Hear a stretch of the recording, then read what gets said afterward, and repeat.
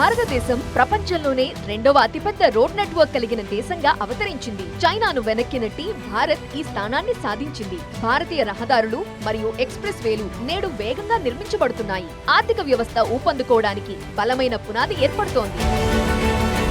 కానీ ఈ అభివృద్ధిలో రహదారులపై ప్రమాదాలు కూడా నిరంతరం పెరుగుతూనే ఉన్నాయి. రోడ్డు రవాణా మరియు రహదారుల మంత్రిత్వ శాఖ ప్రకారం భారతదేశంలో ప్రతిరోజు 1200 కంటే ఎక్కువ రోడ్డు ప్రమాదాలు జరుగుతున్నాయి మరియు ప్రతి సంవత్సరం 80,000 మందికి పైగా ప్రజలు ప్రాణాలు కోల్పోతున్నారు.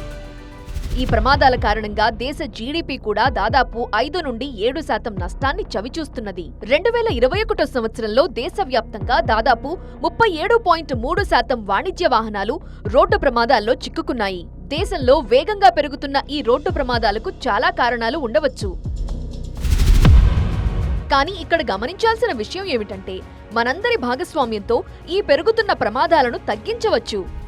एक्सीडेंट होता है तो उसमें ज़्यादातर ड्राइवर मारे जाते हैं. हमें ट्रेनिंग सही करके दी जाए तो हमारे जैसे एक्सीडेंट वगैरह में जैसे साधन हो सकता है ट्रेंड होंगे तो हमें ज़्यादा फोकस रहेगा, लंबे सफ़र तक हम चल सकेंगे. నేడు దేశంలో జరుగుతున్న రోడ్డు ప్రమాదాలను తగ్గించడమే కాకుండా ప్రాణ ఆస్తి నష్టాలను తగ్గించడంలో విజయం సాధించాలంటే ఆధునిక సాంకేతికత మరియు సరైన నైపుణ్యాల ద్వారా దేశంలోని డ్రైవర్లను ప్రభావితం చేయాల్సిన అవసరం ఉంది.